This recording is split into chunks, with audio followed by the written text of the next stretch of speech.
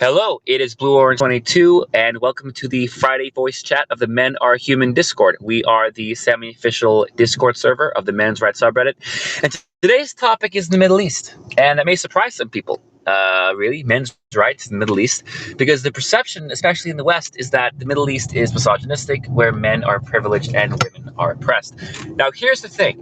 I don't think many MRAs would deny the fact that countries like Saudi Arabia are in fact misogynistic and that discrimination against women exists. And as I've said many, many times, I completely agree, and most MRAs completely agree, women's issues are perfectly valid, and there are many women's issues around the world that do need to be addressed, and there is a need for movements to address them. However, the story is not quite so black and white for males in the Middle East, and men and boys are not quite so privileged and don't have it quite so easy as people might think.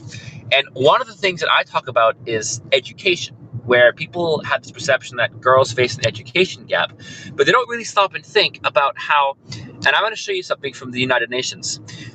They don't stop and think about how would boys in an impoverished area be affected by lack of education, and what kind of charity and help do they get.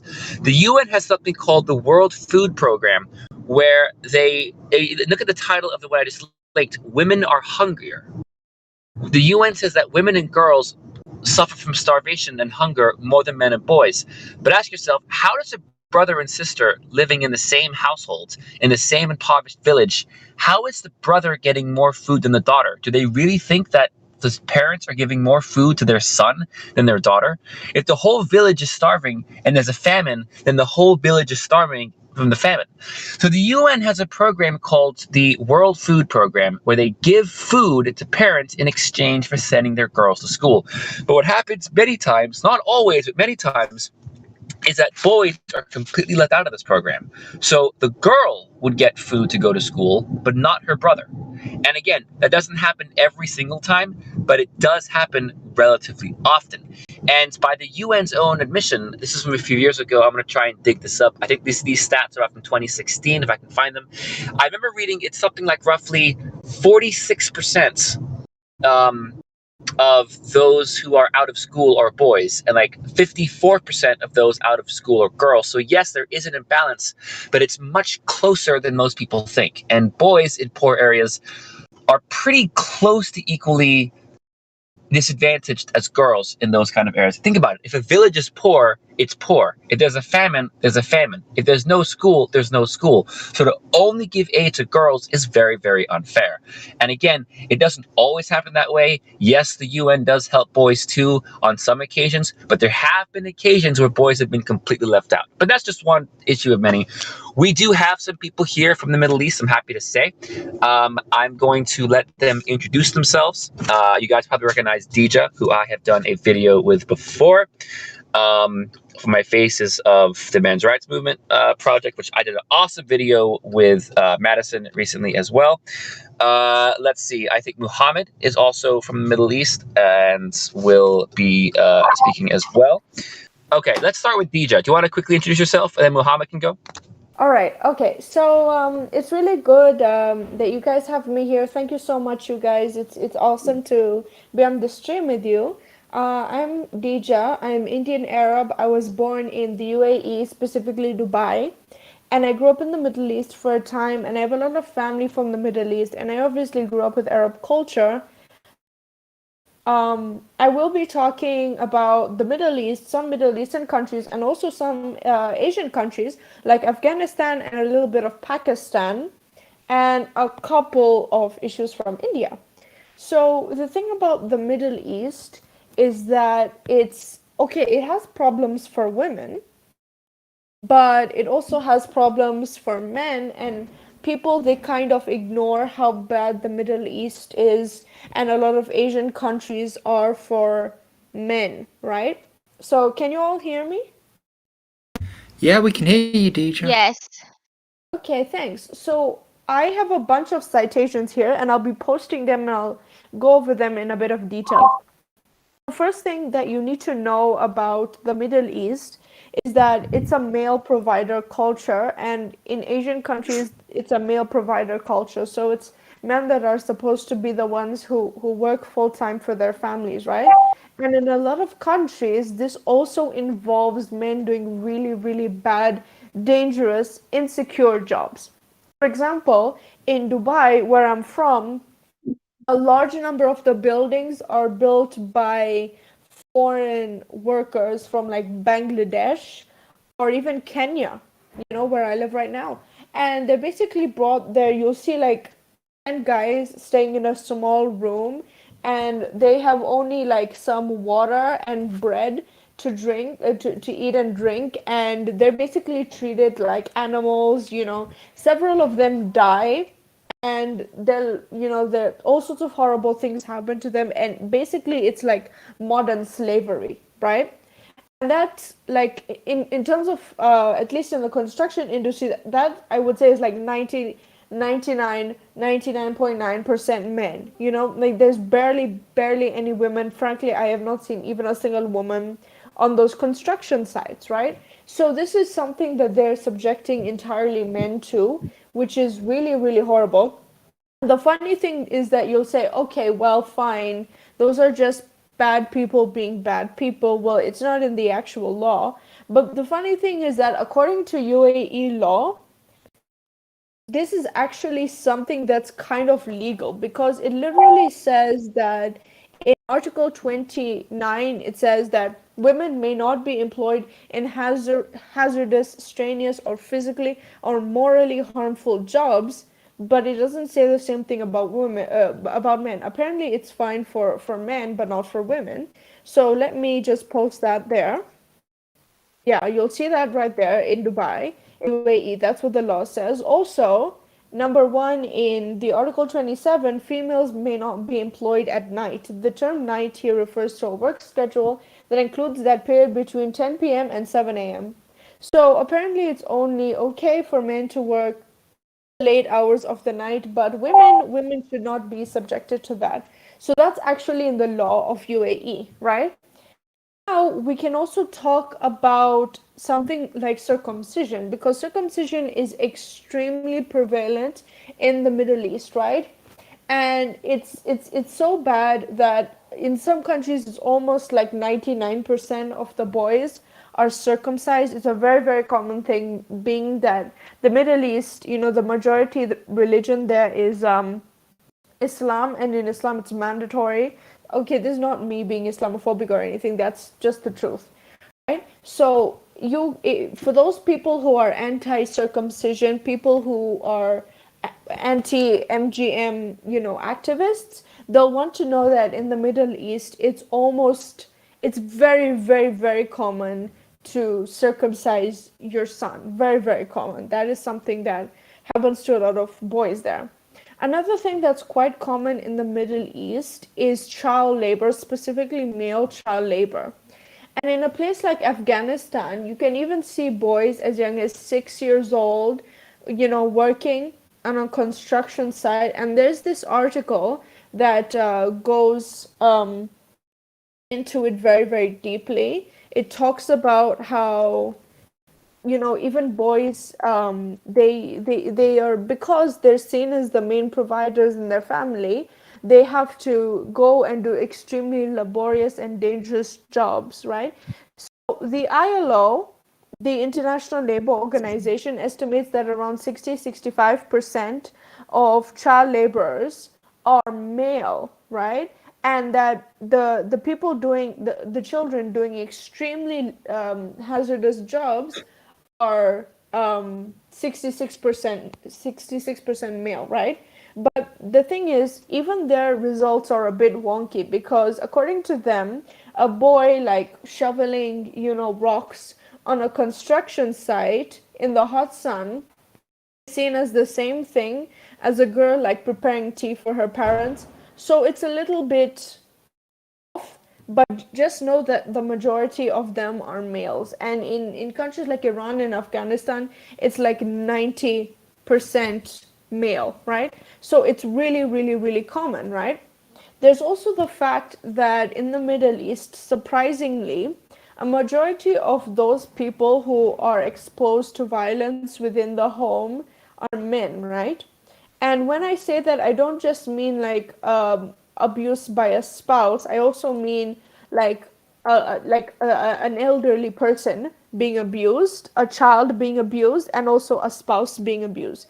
So if you take all of those together, you'll find that males are more likely to be abused by members of their family than women are across the Middle East, right? And this is because, like, as an Arab girl growing up, the worst thing that a parent will ever do to you is slap you across the face, which is horrible, no doubt, but that is the worst thing, and that's rare, right? But if you're a boy, you can be hit with like a belt. You can even be punched in some extreme scenarios. Like it's very very common for boys in Arab families to like be severely like beaten, you know. So it's very very it's like there's such a big disparity, and you'll see that it's actually so bad, right? So it's not really surprising that in Arab culture, like boys are more likely to be beaten than girls. That's a very very common thing. And another thing is that, you know, contrary to what people think, Arabs and also some Asian cultures, actually most Asian cultures, they usually have this kind of chivalrous attitude that you should not kill, just, you know, go around killing women, but like men are much more disposable than women. So, for example, I've just posted an article that says that the Taliban is more likely to kill boys and men than girls. Like they even have a policy that says if you are a family and you have more than one son, you have to donate one son to their army so that their army becomes bigger. And you already know that child soldiers, I mean, they get treated horribly. You know, they're going to die. You know, so it's a very, very, very like men are disposable culture, you know. And if you look in the Middle East, if you look at the statistics, I think above 93-95% of the people who got executed are males in the last few years, which is not surprising at all, right? So it's a very very like kind of male or disposable culture, right? And then lastly, sexual abuse of boys is very, very rampant in some cultures. Especially in Afghanistan and Pakistan, we have something called as bachabazi, which, you know, trigger warning sexual abuse.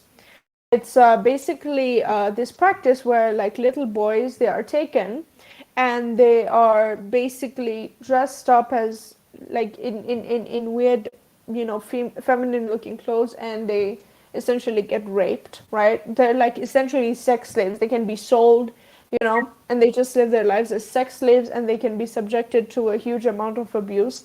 I remember one of the most disturbing things I ever read is this article about this American soldier who was living in Afghanistan, and he used to hear a little boy screaming in the room next to him because he was being raped. And he was told by his superiors just to ignore it, which is really extremely traumatizing, right?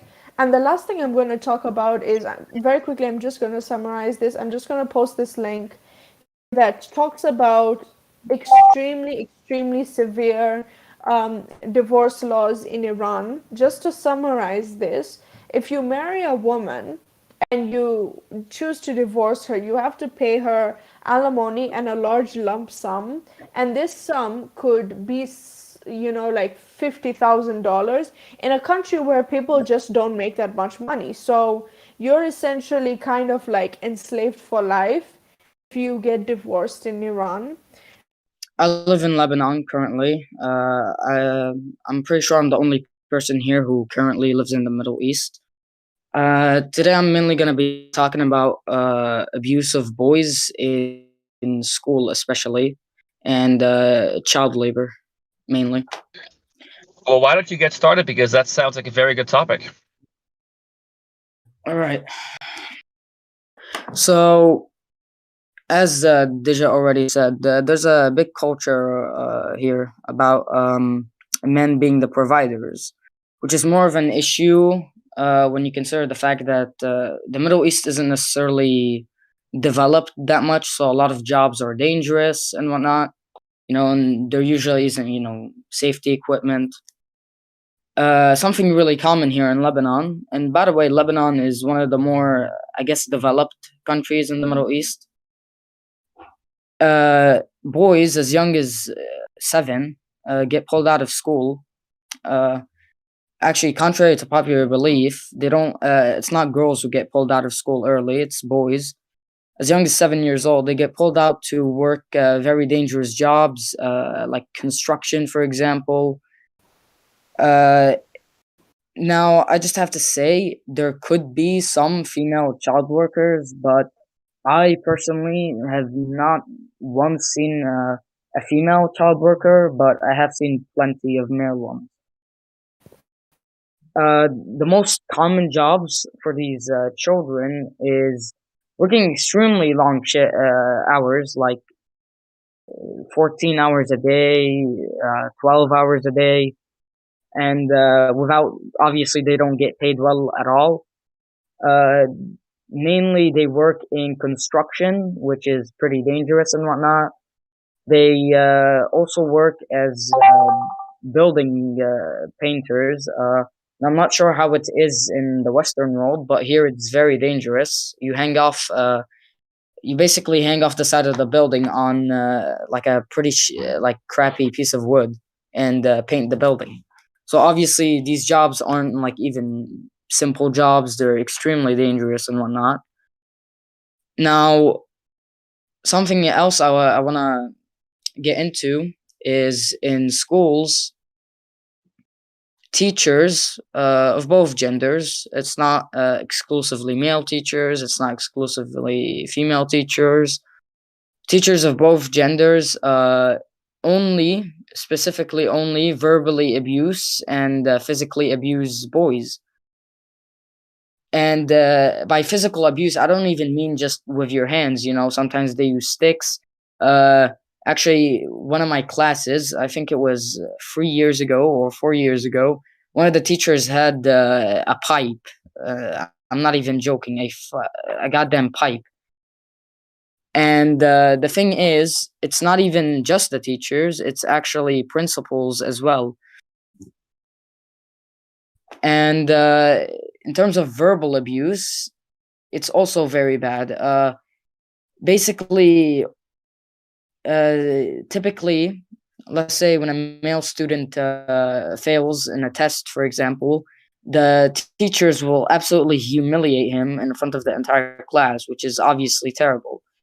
In fact, that's actually sometimes worse than some of the physical abuse that happens. Another thing is in households, it's not better there either. Now, as a girl, you might, like, as Deja already said, like, the worst thing will probably be like a slap on the face, which is obviously terrible. We're trying to eradicate all abuse, all forms of it and whatnot, to both genders. But they heavily beat male children, and 99% of the time it's male children with sticks, rods, also pipes sometimes. And also something else. Now, this doesn't necessarily happen that much in Lebanon specifically, but in the majority of the Middle East, like let's say 80 or 70%, a lot of boys are forced out of school to work as not even a normal job, not even a construction worker, not a sewage worker, none of that. No, they get pulled into prostitution a lot, especially in Afghanistan. And in terms of mental health, so we know in the West, men aren't necessarily encouraged to talk about their emotions or how they feel. They're usually told to man up. Now, that's way, way worse here. Like, way worse, actually. For example, if you're suicidal and you're male, a lot of people will tell you to literally kill yourself. And men's mental health is not talked about at all. Like, I mean, at all. I've never seen anything about men's mental health. And in terms of domestic violence, in marriages, that is, um,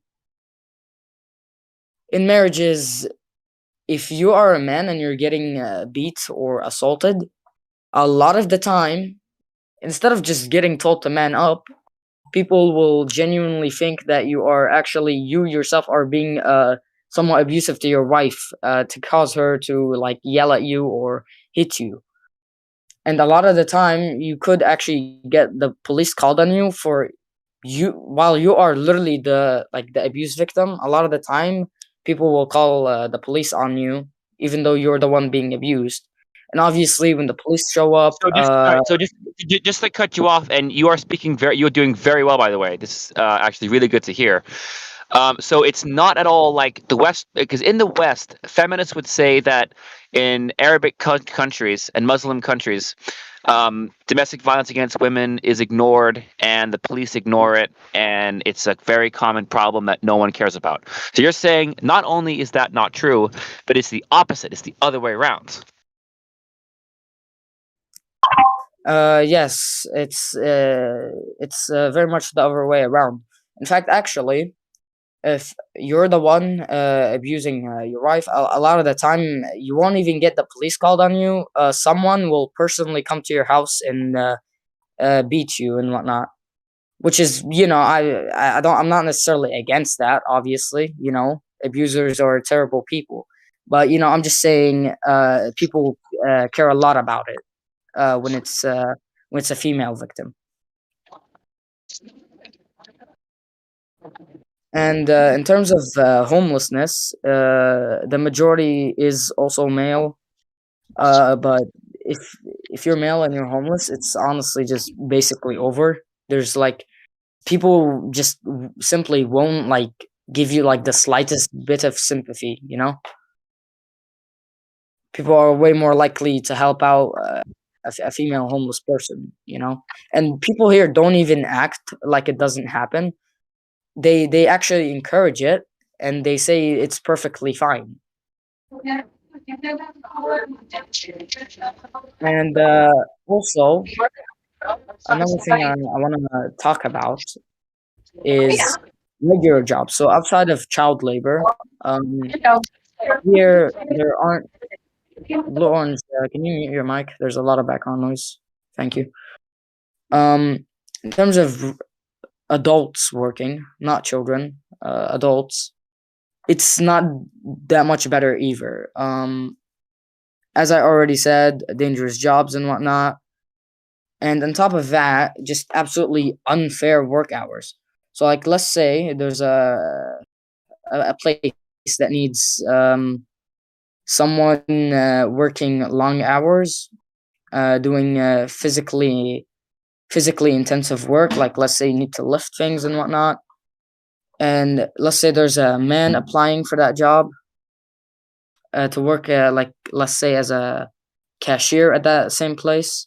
And then there's also a woman applying for that job. 99% of the time, the man will get the physically intensive, shitty job, while the woman will get the more comfortable, more safe job.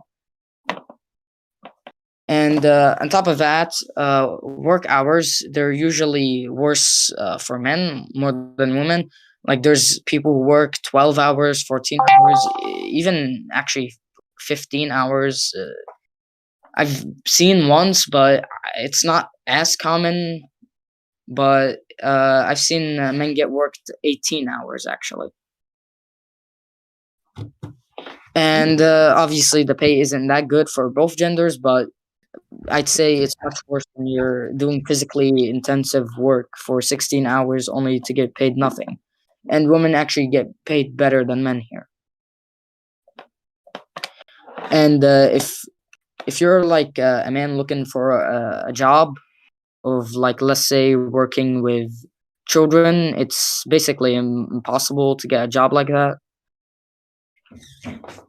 So yeah, unfortunately, you will rarely see a man working a comfortable job, a job that's safe, not as intensive as other jobs maybe. And let's say the boss is firing someone, it's usually the male getting fired over the woman or the female. Uh, Something else I have to talk about is also uh, dress code. So in schools, dress code is actually extremely unfavorable to men, which a lot of people actually find that surprising because they expect it to be the other way around, including MRAs. Actually, I just want to say, uh, even men's right. It's not only just feminists and non MRAs. A lot of MRAs seem to think that women are oppressed in the Middle East. Something I hear often is women are privileged everywhere except for places like the Middle East. I hear a lot of MRAs say this, which is surprising, but it's actually one of the reasons I decided to talk about this. So, in terms of dress code, there is more pressure on men to wear more plain, more masculine clothes, which doesn't seem like a big deal at first. But a lot of schools actually don't allow, like, if you're a male, you can't like wear anything that's even like slightly colorful, like the color red or the color orange or the color blue, something like that. And men can't really do much with their hair. You can't dye your hair, even basic colors like blonde or black or brown. You also can't have like even somewhat long hair and whatnot. So even in things that people usually associate with women getting the short end of, like dress code, it's actually the opposite. And I'd say there's another big issue, and that is that I'd say there's more pressure on men to specifically be the provider. Okay, so let's say you're a man, right? You have a family, but you're not doing that well. But your wife could possibly work a job to help out the family, right? Your wife's family and your family and people around you, friends and whatnot, will actually shame you for even proposing that idea. So there's even more pressure to be an excellent provider, not even just be the provider, just be an insanely great provider. And in terms of divorce, here now, the Muslim system, which is used by the majority of the Middle East, or the Muslim law, it's not that the woman takes 50% of your income or salary. She actually chooses how much she wants. So let's say you, the man, wants a divorce, right? And let's say the woman doesn't want to get a divorce. She can say an absurdly high number, like I want like $100,000 or something close to that. And obviously in the Middle East, not many, like at all, people even earn like over $40,000 or $50,000. Actually, the majority earn like below 20,000. So basically, if you're a man, you you literally cannot get divorced. You're actually kind of like a slave in the marriage. You know, if you want to get divorced, well, you better pay $100,000 or $50,000 and give like maybe your car or something. And obviously, like I'd say only 0.5% of men can pay something like over $10,000 even. And something else in terms of children, let's say you're getting divorced and you have a child, with the woman. If the child is under the age of 13, the child automatically goes to the woman. Like there's no there's no talk about it. No, the child automatically has to go to the woman. And when the child you know becomes, like, let's say 14, that's when the child could choose which parent he wants or she wants.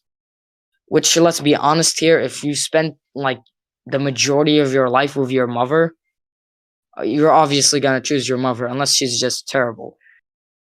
So yeah, if the child is under the age of 13, it used to be under the age of 7, but they changed it to 13. If the child is under the age of 13, he automatically goes to the mother, even if the mother isn't particularly a good person. Like, let's say she doesn't necessarily.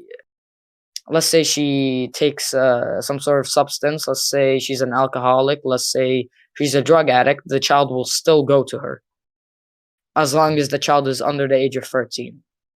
There's also a big misconception here that men are not expected to do any housework at all, which is false, actually. Men are expected not only to work usually over 10 hours a day, or basically nothing below 9 hours or 8 hours. You have to come home, and basically people still expect you to do at least half the housework. Now, if you want to do that, that's obviously okay, but I think it's unfair to expect someone to basically do all the housework after working 12 hours. Now, unless the wife works, which is typically not the case, at least here in Lebanon. I think actually less women work in other parts of the Middle East, but here in Lebanon, around like 70% of workers are male. So yeah, people still expect men to do housework and whatnot, which is obviously okay. But I just think it's pretty like unfair to say that in the Middle East, women are so pressured to do all the work in the house and whatnot, and that she's trapped all day in the house. And even a lot of MRAs agree with this. A lot of MRAs also think that the Middle East is oppressive to women, and that other parts of the world, like let's say Africa. Now, I don't live in Africa, so I can't necessarily talk about that. But a lot of MRAs also think that places like Africa and India are oppressive. I just have to ask Kate something. I'd like for Kate to talk about India a bit, since you said you wanted to talk about how men are treated in India. Obviously, there's a lot of Indian MRAs in this server. So you can ask them as well, but I'll also tell you what I know in particular, right? So the thing about India is that like it's a very, very large country, and there's just a huge, huge, huge amount of people, right? There's, I think, more people in India than there are in Africa, right? So like the thing is, obviously, when there's so many, like a massive number of people, like over 1 billion people there, like you can't completely prevent like bad things from happening. And of course, like nothing, there's no like justification for hurting anyone or anything. But the thing is, like people will hear like of one incident, like let's say for example, this poor woman who is like raped and then killed. They'll hear that, and then they'll now assume that all of India is really bad and misogynistic, and Indian men hate women and that sort of thing, when in reality that's not the case at all. According to Indian law, first of all, rape is, disgusting, reprehensible, and most people hate it in India. They don't think that rape is okay at all. Secondly, the law in India is very much biased against men. Like you can, as a woman, you can, if you're raped, God forbid, by a guy, you can get him sent to prison, of course, which is good. But like the law does not recognize rape of males by women, right? So if you are a woman and you rape a guy, the guy has no course to um, get justice from the law, right? And then another thing, there's so many laws in India, not just rape, that are very, very general. Things like dowry harassment laws, things like what's family cruelty laws as well. They can only be applied for women. So, like, if you're a man and you get harassed for dowry, then nothing happens. But if you're a woman, then obviously something will happen, right? And the way the law is structured, like I can't explain it so deeply because I'm not a lawyer, but I did hear an Indian lawyer talking about it. And it's structured in a way that um, there's a lot of false accusations. Now, when I say that, I don't just mean, oh, there wasn't enough evidence. No, I mean, like, actually, like, women actually using those cases, those laws, as a way to revenge against people. There's even a law which says that if you have sex with a woman and you tell her that you're going to marry her and you don't, then that's technically rape, right? But this is problematic for two reasons.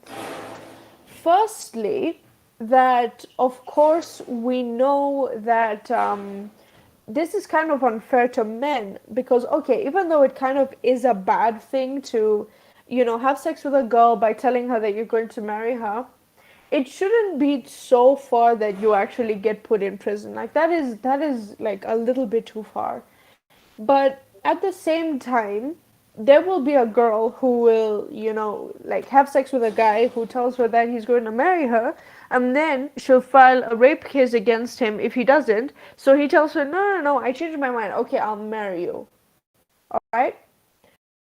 Um, that now she now understands that, so she'll like withdraw her complaint and then she'll marry him. Now then, that's why you see like a statistic that's something like, I don't know what number of women get married to their rapist in India. So when people say that, they say, oh, look, these poor Indian women, they're forced to marry their rapists. But actually the number of women marrying actual, like, real rapists, like actual, weird evil men, that number is much, much lower.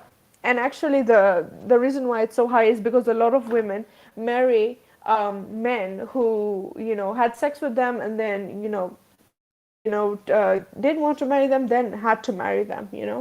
So that is another problem in India, that of course majority of the people who are homeless are male, majority of the people who commit suicide are male, and actually the biggest group that commits suicide is married males. Um, well, I think that the reason why is because there is so much pressure to be a man in Indian society. You have to be a good provider, you have to be a good supporter, you have to study very, very hard in school, you have to do a lot of jobs or do a really high job. And the fact is, a lot of men in India want to get married, right? This is not a bad thing. But in India, it's a very kind of, I don't know what to call it, but like if you go to a girl's family, they'll say like, how much are you educated, like, what's your job, what's your salary, how much, like, what family are you, like, and then there's caste issues. So what you'll get is that if you're a boy, there is so much pressure on you to really like show up and be good at a lot of different things just so that you can get married. So this puts a lot of pressure on you, right? Because you just want to have a happy family, but you have to do all of these different things first. Sorry, but I just want to say everything you're talking about currently also happens a lot in the Middle East. In fact, actually, when you are a man who wants to get married, when you go to meet the woman's family, you talk to them before you even talk to the woman. Actually, uh, basically, and I'm not joking, unfortunately, or exaggerating, but the only thing that they really talk to you about is literally how much money do you have, what's your education and whatnot. So I think there's actually also a lot of pressure here on men to not only just provide, but to provide amazingly. And on what you said about suicide, here, uh, for the last 2 years, there has been a crisis in Lebanon. Ever since it has started,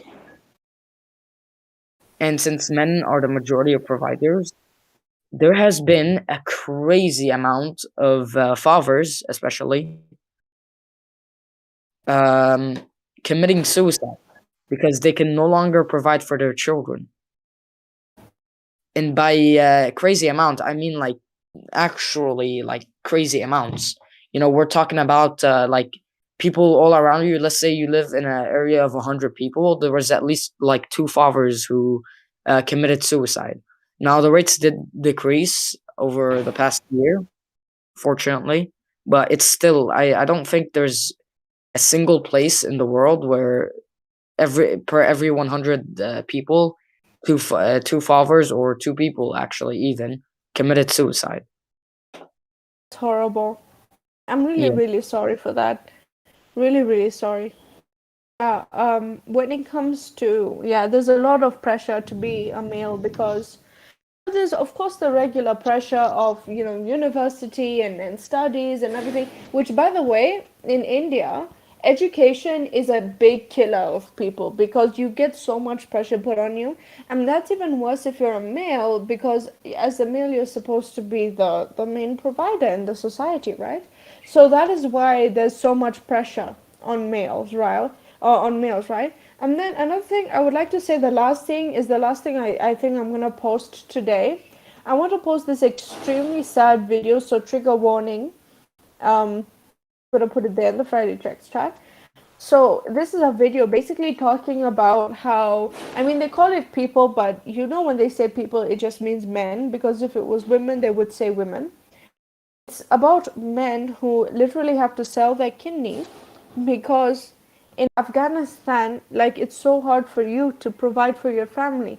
And that just made me so, so sad. Like, I actually felt like crying when I watched this video because imagine actually having to remove a physical part of yourself because you need money for your family. I feel like crying.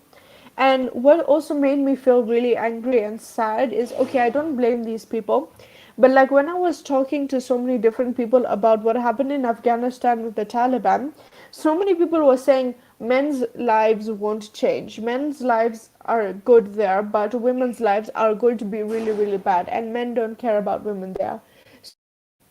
That just made me feel really bad because I remember what happened in Afghanistan, to the point where men were literally clinging to the tops of airplanes so that they could fly away, and then they would like fall and die because of how much they wanted to get away from the Taliban. So don't confuse yourself. Taliban is extremely hard on men as well, to the point where they even kill men for doing as little as um comedy videos online. So yeah, that's, I think I've said what I wanted to say. If I think of anything else, I'll say. Actually, thanks for saying this. You reminded me of something. Here, now, I don't think it's as common as it is in Afghanistan, because Lebanon isn't as bad as Afghanistan. But a lot of people, majority men, like over 95%, I can confirm are men, actually also sell their kidneys here. But it's more it's not as common though, but it does happen, at least a decent amount here. I know someone who tried to do it. I can't remember why he failed, but he didn't end up doing it. But I think it was something to do with his health. And also, something that happens a lot here is a lot of boys, and by boys I mean teenagers, like 16-year-olds, 17-year-olds, 15-year-olds, and some adults. By the way, this only really happens to men. They're actually nearly forcefully forced to immigrate out of Lebanon to be able to provide for their families. And the horrible part about this is it's not even adults who usually get forced to do this. It's usually teenagers, typically 16-year-olds or 15-year-olds.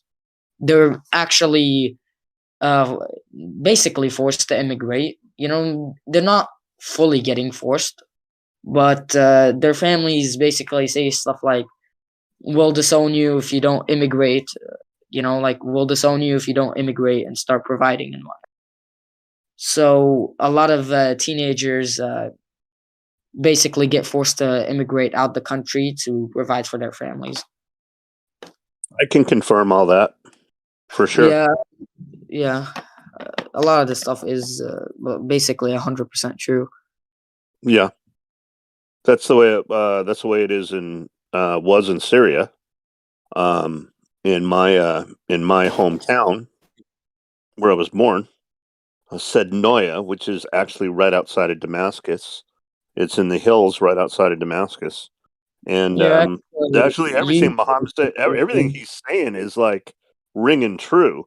The shaming of Middle Eastern men, if you can't provide for your family, is like society, her family, your family, everybody around you. You're basically called a piece of chara, which is a piece of shit. Excuse my language for using an Arabic word. Basically, you, basically that's the way you're treated. Um, uh, and it behooves the man to, so he can actually function in that society, to actually start very young with some kind of game plan in his head, how he's going to make money and how he's going to earn, and protect and provide for his family. Because if he doesn't do it, like I said, you're a piece of chara. It's really bad. It's my grandfather was under a tremendous amount of pressure. And my father was under a tremendous amount of pressure. Now, when my parents moved here, with me, it wasn't as bad, but it was still bad, because in the culture, because let's be honest, like, just like any other immigrant, like, Italian immigrants or Irish immigrants, they move in an area where their own people are. They don't just move away from their culture. So, like, Arab Americans move, when they come to America, they're usually in some kind of Arabic neighborhood, right? So they're still surrounded by that culture because that's what they grew up with, and they want to commune with people from their culture. So they're still getting the same shaming, and the same male disposability. So when you say that, Muhammad, you would agree with that, right? Yeah, Pretty much. absolutely. Yeah. Yeah. You also kind of reminded me of a couple of things. Um, as a man, when you get married, you are somewhat expected to also provide for your wife's family. Now, I'm not Yes. sure if this happens in the West. Wait, Rocco, does it happen in the West? Yes. You're basically like, when her parents get like old, you're not expected to provide for like her brothers or sisters, okay? But like her parents, when her Oh yeah, parents get older, you got to take care of them just like they're your parents. So yes, I forgot about that too. That's another dimension. That's a yeah, lot. That's so much flipping pressure, and people that are like, spouting this male privilege crap, they have no idea what they're talking about. it is such a propaganda bullshit message that it's I just have such a low tolerance level of it that I actually have to like mind my P's and Q's when somebody is commenting on men's rights and they are just so ignorant, because I get so angry at them. The first thing I want to do is enlight into them, but I know that doesn't help either. So you want to basically, you basically want to curse them and say things Just call him that a crusty cockroach, Rocco. Just yeah call him a crusty yeah cockroach. yeah, I get it, but I try to draw some of them out, so they'll go on a rant and they'll get banned. I'm going to be honest with you. That's what I do, because we don't need people that are looking for a male safe space that went through a really bad time, and some misandrist is going on a rant, for a long thread. We don't need any of that. We don't need any of that. It should be unacceptable. But that's what happens. And just like Muhammad said, the suicide rate is very high, statistically speaking, because they don't see any way out. They're already totally shamed, and they don't see a way that can dig themselves out of that. Also, there's a big, like, I guess, encouragement. I'm saying encouragement because I don't necessarily know if it's even the correct word or how to say this, but there's a lot of, I guess, pressure, maybe. Again, unsure if this is the correct word, to respect women as a man, even to the point where it's degrading to you. Now, for example, if you get hit by a woman, you're obviously expected to walk away or simply take it. Now, this might also occur in the West, but I do somewhat think, to an extent, it's more of a thing here, or at least it's more extreme here, I guess, to simply just tolerate a lot of shit, like a lot of shit from women. But again, this could also be in an issue in the West, but I'm unsure. It's Muhammad. It's a huge issue in the West. We discuss it all the time on these live streams. But Yeah, what it's do you huge. mean? What do you mean? Like, what do you mean specifically? Are you talking about like if a woman assaults you, or like I don't. Basically, okay, no. You're basically expected to tolerate a lot of shit from women: physical abuse, verbal abuse, just simple disrespect. It's all you're expected to tolerate it if you're a man and it's from a woman. It could be verbal abuse, it could be physical abuse, it could be disrespecting you and whatnot. It could be harassment, assault, and whatnot. Yeah. Some of my friends live in Turkey. What they told me is that if you're a woman and you slap a guy, right? It's a pretty common thing. It's not that bad, right? So, like, let's say for example, it could be as small as like if a woman kisses you. Sorry, I mean if a guy kisses you and you didn't like the way he kissed you, like when I say that, I'm not talking about sexual assault. I'm talking about like if he did it consensually. Um, and then like you just didn't like it, like it wasn't nice enough, you can slap him, and like it's like a pretty common thing in So Turkey. if he And then Actually, so I've seen if he that a didn't kiss lot Kate, in, if he didn't kiss you good, you could slap him. Is that what you're saying? yeah, exactly. God, actually, And what, actually, you're a like bad it actually, I've kisser. sounds seen this so a Wow. lot, funny God. though. a lot in Western movies. I've actually seen a lot of this stuff in Western movies, where like in a scene, like a guy doesn't like do something good enough for like for a woman, she like slaps him or hits him. I've seen it a lot in Western movies.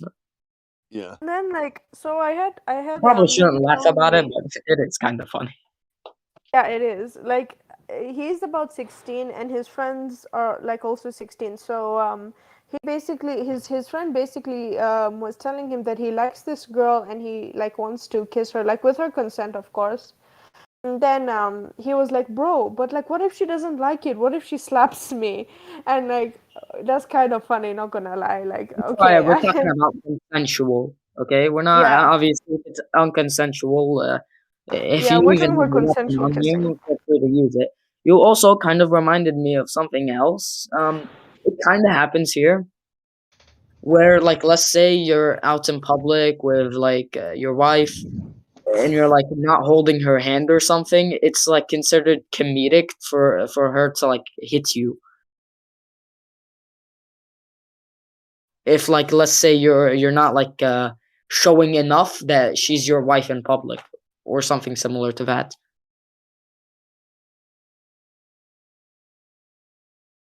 This is actually like okay, bad, but at the same time also kind of funny. Yeah, it But is like kind of he funny. told me, what my friend from Turkey said is that he told me that like there's like a particular phrase that they use. What it means is like thank God you're a woman or something like that in Turkish. And what it means basically is like if you were a guy, I would have like beat you or like insulted you or something like that. Because you're not allowed to do that thing Yeah, yeah, to yeah. I women. watched some like prank videos that are done here in Lebanon. A lot of the time, if it's like a woman like pissing off like the guy and whatnot, like a lot of the time, the man will say something like, "If you weren't a woman, I would have beaten the hell out of you," Yeah, or exactly. something similar to that. And then like I'm also Indian, right? So like in India, it's very, very, very common for a woman to slap a man, like extremely common. Like you can even Oh slap yeah, a here as well. stranger, like if he's a male, like you like if he does something to like piss you off, and you go to him and then you slap him. So I remember there was this. There's a lot of videos of this happening online. So like I remember there was this man who was like wheeling his cart around selling watermelons, and then like this video is actually so funny. Like I could not stop laughing. Like what she did is actually bad, but at the same time it was so funny. So like he kind of slightly nudged her car with the cart. Obviously he didn't mean to. She got pretty angry about this, so like she came out of the car and she was just throwing watermelons on the ground. Like it was Yeah, so this funny. is kind of horrible, but it's kind of funny. like, like it's so funny, but like there are other videos of like women like slapping like taxi drivers and stuff like that, and then they don't like really react. So the thing is like it's been common to do that in a long time in India, but I like don't think luckily it's these that big days of it's an issue changing. though. I don't think it's that big of an issue though. Like, because it's usually like something light, you know. They won't like just straight up like kick you or something, you know. Yeah, no, but you know then there's also the It's still emotional something bad. aspect, you know, Like I like 100% agree. It's obviously terrible. like trigger warning, like I've been like in an abusive relationship before, and like what he used to do to me didn't hurt all that much, but like Yeah, the what really hurt was the emotional side, like the yeah, fact obviously. that I someone think you're anyone dating who's like just been hit you. physically abused can agree on this. It's like it can be something light, but you know, it's what's emotionally damaging. You know, it's emotionally damaging Exactly, more than physically damaging. exactly, A lot of people actually would I mean, sometimes the emotional abuse is just as bad if not worse because emotional that gets to your spirit and then you'll start to like change different things about yourself and not be actually yourself Yeah, because of the uh, emotional abuse. yeah. Good point. I think Maddie can talk a lot about this since she's a bullying victim. I'm a bullying victim. I was I called don't necessarily. You know, I'm just not gonna say this.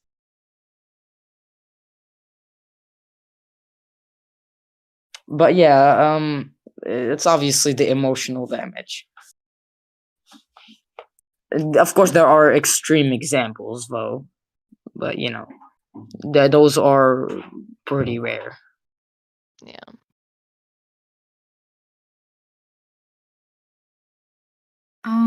If it's okay with you guys, I realize I'm not Middle Eastern. I don't know. This is all about you guys.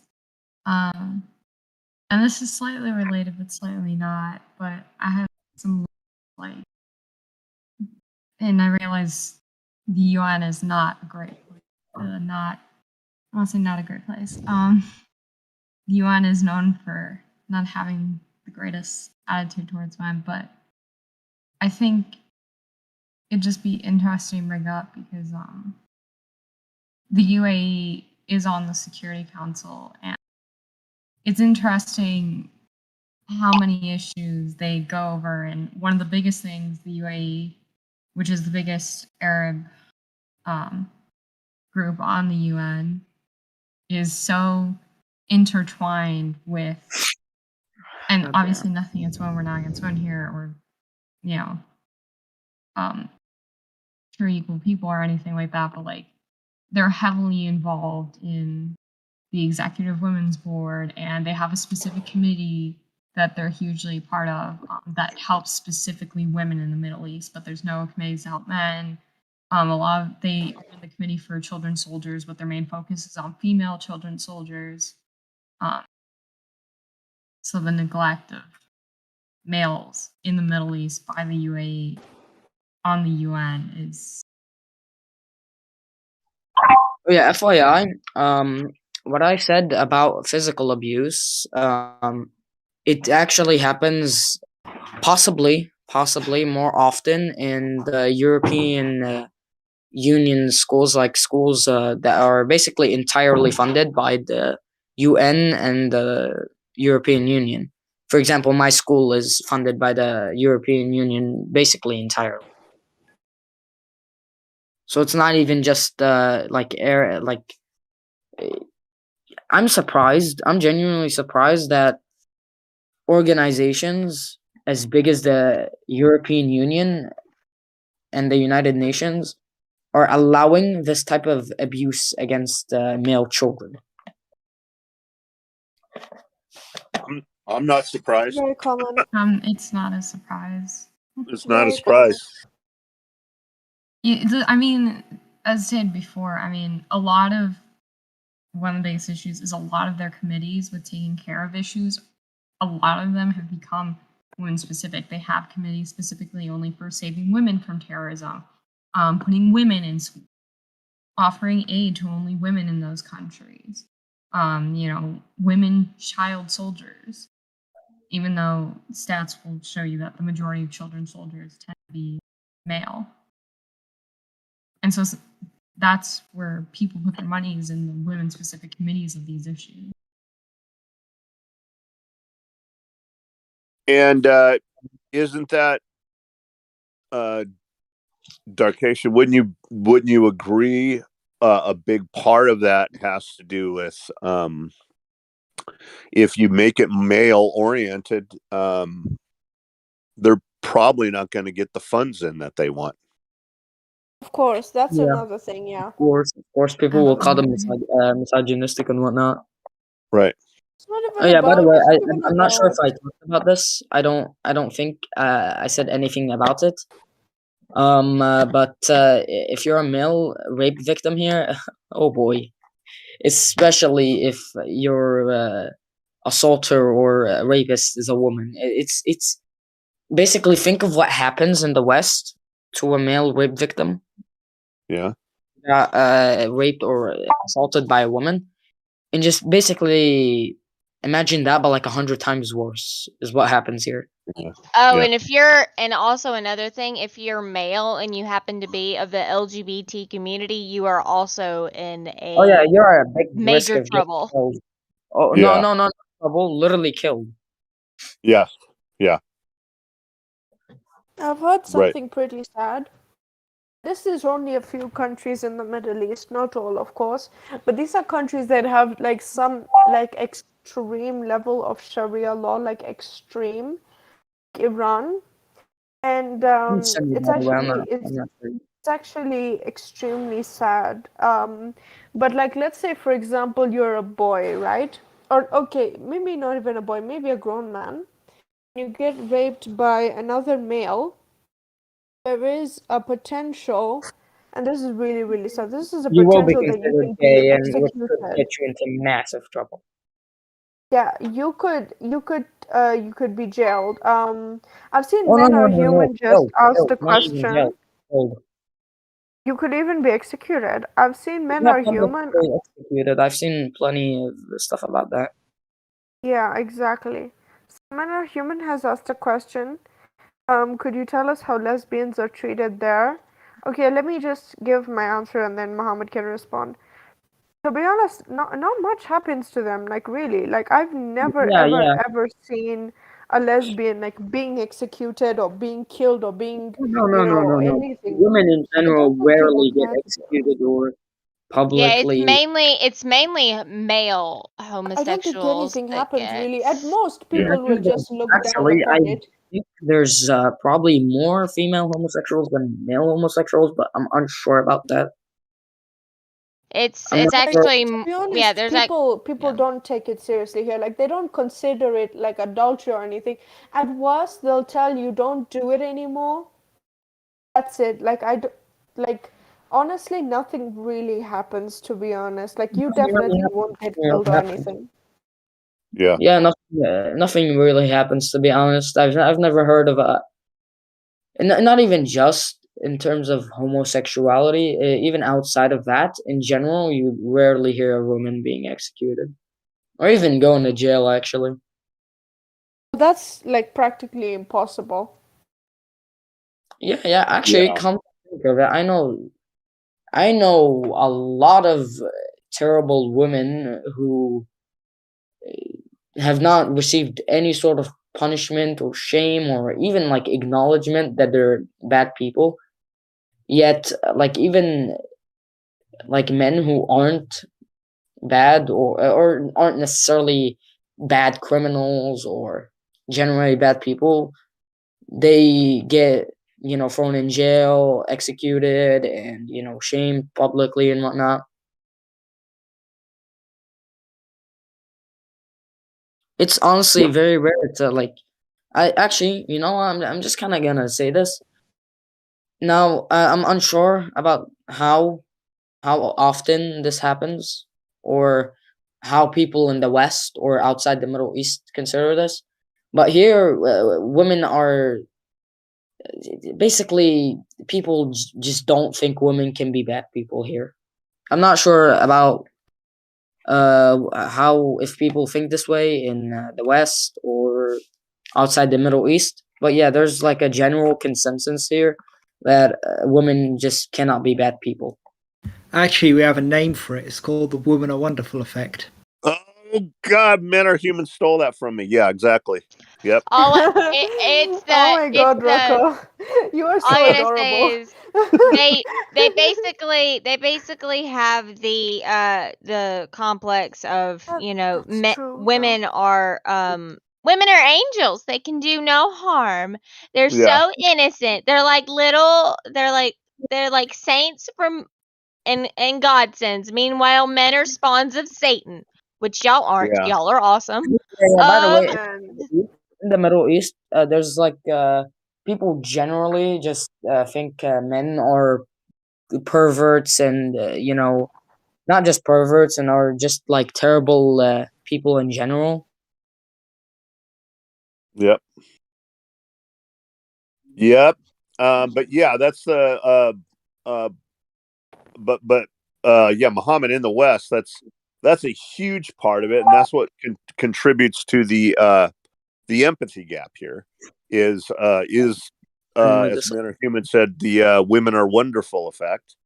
And it's really annoying because not this annoying. That's it, extremely annoying. Like it yes, really pisses it's very annoying me off. because people claim they're pushing for equality. Well, how the heck is that equal if you're going to say like over 50% of the population are like better human beings. Because what they're talking about is they're talking about being a better human being at your core just based on your genitalia. Now, when you say it that way, it sounds ridiculous, and it sounds ridiculous because it is. So, because Forms of sexism I've got a cat, I've got a catcher's mitt. sound ridiculous. What's that? I think basically like racism, sexism, and just generally things like that they really sound extremely ridiculous when you like actually think Yeah, about when it. you break it down, it sounds really Yeah. stupid. It sounds really stupid. Okay, this guy has a darker skin color or a different skin color. Yeah, they're animals. They're crap. It sound when you break it down that way, You guys from another country. it sounds really dumb. And when you break it down that way with misandry, and you're saying, yeah, like women genetically are just superior human beings. It sounds like you're insane, but that's done Yeah. every day. That's done every day on in the mainstream media and the entertainment industry. Like Imagine how ridiculous it every sounds. day. Go ahead. Imagine how ridiculous it sounds to say, I hate this person because they weren't born in the same place as me. You know, that sounds extremely ridiculous and stupid. Of course it does. Yeah. It's Guys, Go ahead. just wanted to, like, very quick, Rocco. I just wanted to quickly give you my experience about this thing. Like, I think it's relevant. So here's the thing, right? I'm living in Kenya now, and I was basically on this like incel watchdog forum, right? Yeah. And then they were basically talking about how incels like make fun of women being quote unquote sex slaves in different parts of the world. Now, obviously, what they mean by Incels this from is like here not or Western. incels there? Oh, okay, Yeah, can you basically, not like like I'm bring I'm incel trying to stuff into explain. this? Trying to explain that basically, like what the incel was thinking. The incel was thinking that like women in like non-Western countries, like let's say Africa or Asian countries, are treated as sex slaves. Like, and he literally used the word sex slaves, right? And then like people like they were basically saying in the comment section, you know, oh, it's not right for them to like make fun of women for that or something like that. But then I like commented something, and like what I was saying was like a little bit different than what they were saying. It was still pro women, of course, but basically I was saying that incels, like this particular person, let me say this particular person who was thinking that all women in non-Western countries are treated like sex slaves, they have a bad view of like Middle Eastern and African and Asian countries, right? And that Sure. in the country where I live, in Kenya, that women, first of all, it's kind of a matriarchal society. Secondly, like women here are treated very well. Like I've had no problem, you know, like running a business, you know, like living unmarried, you know, like wearing what I want, you know, and like it's really no problem if you're a woman, if you want to like have a job or run a business or be unmarried or even have sex before marriage or anything. Like you can basically do anything, you know? Even though But like it's not legal technically, you can still like even get an abortion and no one will do anything to you, right? yeah. Okay, So by the way, it's I just have to say, really I just have to it's really say, not that big of a just deal, to about be honest. abortion, Like, I have to say, so just because abortion isn't directly legal doesn't mean people who need an abortion can't like access it easily or don't like do it. Like I think a lot of people miss the point that just because you know, let's say a certain state in the U.S. Has abortion as something illegal, that doesn't mean people there can't access abortion. so You know, basically the reason I why want to say like I was everyone bringing who this is up. in need of an Hey abortion. guys, one at a time because when you all talk at once, all we hear is goobly goobly goob. Oh yeah, sorry, I have a Okay, delay. sorry. I have a Could I please delay. finish? Yeah, go ahead. Okay, thank you. Okay, so basically why I brought this up is because basically what I wanted to say is that I said that and I gave my experience living in Kenya, right, as a woman, and I got this really bad message from these people basically saying no, you don't know what you're talking about. Women in Kenya are like super oppressed. Maybe you're just delusional because you're tired of living in such an oppressive country and that sort of thing, right? And I can't believe that I got this message from someone because how can I be living in a country like Kenya? Can I share my own experience of living here for over 11 years, or I think I don't know how many years I've been living, over 12 years now, and how can they tell me, no, you're wrong? You've been living in that country, but you don't know what you're talking about. You must be having, you must be so oppressed, you know?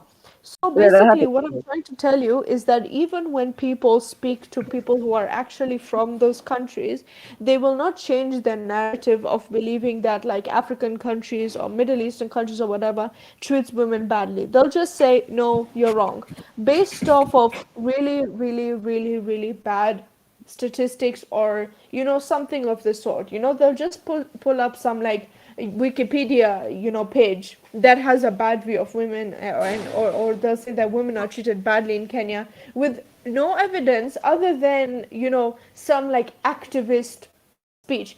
And of course the activists, their whole purpose is to say that like women are treated badly, but that doesn't mean that it's necessarily the case. you know they'll even say something like, oh, according to this statistic, women are treated badly or whatever, when if you compare that statistic with reality, it's either not true or they're ignoring the total concept, or the total reality of it. For example, she said that more women are illiterate than men in Kenya, but if you actually look now, the amount of young people who are literate, the number is actually very slightly higher for girls than it is for boys, and girls are more likely to go to school in Kenya than boys are. you know so I got a question. basically, was that? I got a question. Like, where are you browsing these incel um, forums at? Like, are these Western incels, or where are they from? Yeah, they are Western incels. I'm browsing this subreddit. I forgot what it's called. I think it's called like incel tier or whatever. I've not been on there for long, but basically they browse the incel forums, and then like they'll take screenshots of what the incels say, and then they'll just like get upset over it. Like for example, in this particular case, the incel was making a joke about how he's supposedly happy that like women are treated as sex slaves allegedly in like African countries or Middle East or whatever. And of course they were all circle jerking about what a garbage human being he is, which is true. But the fact is, the original premise that women are treated like sex slaves in like African countries, for example, is just not true. That's I feel like that's the perception. It's definitely true that people have that perception of African countries and Asian countries and Middle Eastern countries, but that's just not the case, in the vast majority of places. Yeah, Right. sure, there are places where women are treated like sex slaves, but those places are usually extremely poor and extremely uneducated, where the men are not just treated like sex slaves, but also like just regular slaves. Like you'll see a lot of men being a lot of boys being raped and forced to do child labor, and even being mutilated. So So in that case, I don't think it's more of, I guess, an identification, their identification with the incel, I guess, tag is more that their comments or their reaction to your comment was more stems from their, I guess, the Western perspective, which is yes, exactly. sometimes, That's the thing. unfortunately, they don't really, it's they don't have, they're very Yeah, quick to jump to conclusions. I think that's the tendency. exactly. Yeah, the thing is, person, I'm not completely sure, but like I'm 99% sure it was like this little woman, from the US or from Europe, but most likely from the US, because like from the way she was talking, it definitely sounded like a North American person talking, right? So it's very, very much, I'm very, very sure that this person has never been to Kenya, probably doesn't know anything about Kenya, and has literally just Googled something and she's gotten that Kenya is a bad country for women, when that is definitely not the truth. That doesn't even, you won't even find that unless you're specifically looking for something to make you angry, you know? And another thing, it's also kind of racist. Like there is an element of racism towards it, you know? Because what I've found, you know, when I usually look at male female interactions and people's perception of men, is that when they want to insult men in a particular country, their usual go to insult is that they treat women badly. You know, that's a very, very common thing that they Whoa, accuse yeah, extremely. groups of men of doing, you know? So, like, for example, like, I've seen this happening a lot to Indian men. You know, people saying that all Indian men are rapists, you know, that, like, you know, and basically they, like, they're pedophiles, you know, they rape little girls and that sort of thing. That's just not true for the vast majority of Indian men. And that's not Indian culture as a whole, you know? Yeah, I have to say, even actually, like a lot of MRAs still think that in African countries, or basically anywhere other than the Western world, and I'm talking about MRAs, they still think women are oppressed in basically everywhere but like Western countries. And in terms of what you said, uh, here's something I realized: a lot, and I mean a lot, of people try excusing their racism, especially towards Indians, by saying, "Oh well, India is just full of rapists and whatnot." You know, there was a video a while ago of like some girl getting mad at her husband, and they appear to be Indian, and the comments were full of people basically just saying, and not as a joke, like seriously, they were all saying that, oh, that's what happens when you arrange a marriage, that's what happens when you marry a child and whatnot. And when other people called them out, they would literally say stuff like, it's okay, they're terrible people over there, they are sexist, they are rapists, they are pedophiles and whatnot. Yeah, I agree. Um, it's almost like if you look at like um if you look at once you get put on uh a list of I call it, you know, we probably have all heard about the concept of the other. When you put on an othering list, which usually is Know what that is? yeah, it's usually unfortunately Do you know what the rate was? what's that? Uh, Yeah, it's usually and this is unfortunate because you know I lean left philosophically on a lot of stuff, Wait, but what? I don't consider this progressive or you know definitely not liberal at all. When you get on a when you get on a so-called woke or SJW list as being the enemy or the bad people, they don't let it go. So India's on that list of you know, oh, there's bad men there and they rape women all the time. That's like it's almost like it's a robotic mantra from those type of people that really aren't interested in you know any type of analysis, serious analysis, or you know, looking at things critically. And No, they it's how they're conditioned by Western media to yes, perceive. absolutely, Yeah, yes, and right, it's not only it goes even not only are they perceived to think that way. No, sorry, not only are they conditioned to perceive it that way, but they're conditioned to perceive anybody who tries to even challenge the narrative as being either complicit or an apologist of the problem. So anyone right, that even tries to challenge the narrative and say, hey guys, that's not exactly what's going on, is to be instantly dismissed. I'm sure Right. you know this. This is something called, and I'll post it in the text chat. This is a psychological phenomenon called milieu control. And if you look at the Yes. history of almost any dictatorship, from the Nazis to the Bolsheviks to the Cultural Revolution and the Red Guards, it's how it starts. They all use a form of milieu control, and we're definitely seeing it happening now. Oh yeah, for sure. It's the narratives are ridiculous, and like you said, it's like a brick wall. If you challenge the narrative, all of a sudden you get raped. You get raped. I said you get raped, but you do you get raped by you get a character rape. That you're that basically, oh, you're one of those people. You're one of those bad people, because you're not marching in line. And the irony of this is, and I have to shake my head, is they look at themselves as, I always call them, quote unquote, the rational people. They look at themselves like they're being, quote unquote, the rational people.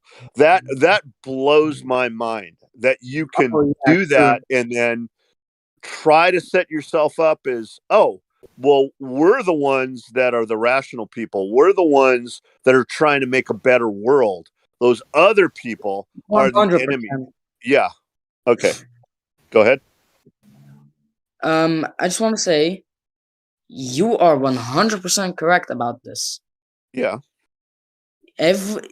Typically, people view anyone who isn't agreeing with these certain beliefs as simply unrational, uneducated people. They consider themselves like the rational people of the world. Right. Like, oh, no, nobody else is rational. We're the only people who are actually educated. Like there Yeah. are there are like nearly 8 billion people on Earth. I don't think that you and your little party are the only educated people here. Yeah. Yeah. It's gotten to the point, like I don't know how much is going on with a lot of the universities in the West, Muhammad, but Yeah. it used to be like university is from the root word universe, which is universal. So universities were basically supposed to be set up as the house of ideas. So universities were supposed to be, we have all these different ideas, we put them together. Some ideas are going to be bad and we're going to get rid of those, but those ideas that are bad, we're going to hash it out and we're going to debate. And those kind of ideas, they'll wither and die on the vine. Now what we have is indoctrination and saying, you've got to think this way or you're a bad person. There's nothing universal about that. Okay. And we're creating a whole generation of young people that don't have critical thinking skills. Okay. So like even if I tell them, I go, oh, I lean left, I consider myself a liberal. If I question the narrative, they'll automatically brand me with, oh, you're alt right or you're right, even after I told them that I'm not right. Okay, so they automatically will brand you. That's why MRAs get that automatic branding of, oh, you're alt right. Well, MRAs are the right. MRAs are ultra conservative, which is, as every MRA knows, that's the biggest bunch of crap in the world, because we have a big we're all across political lines. Okay, so Yeah, it's definitely. it's ridiculous. To that point, I'll actually go so far as to say the MRM is the most diverse movement / ideology that I've personally ever come across. Yeah, I agree. I'm I don't know if I agree with that, but yes, the men's rights movement is, yeah, pretty diverse, I'd say. Yeah. So I tell people that are just like are very enthusiastic young blood on here, Maddie. She's all excited and she wants to do good. But I talked to her a long time ago, and she maybe remembers this when I said, "Don't be surprised if they demonize you."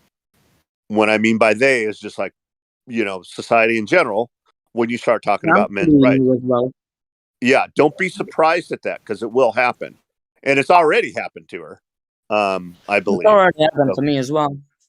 yeah, sure. Yep, So for that's sure. It's already Interesting, happened to also. me. Well, thank you everyone for being here this week. For this lovely conversation. This is probably one of the best conversations we've had, most lively chats we've had in a while. So this is the Men in Human Rights Discord server. We're here every Friday, 4 p.m. UK time, and now because of daylight saving, so I forgot this last week. It's now 11 a.m. Central, 12 p.m. Eastern. And if you ever have any topic recommendations, you can always text Men Are Human, Blue, myself. Otherwise, it's been a lovely chat, and we hope to see you all next week. awesome.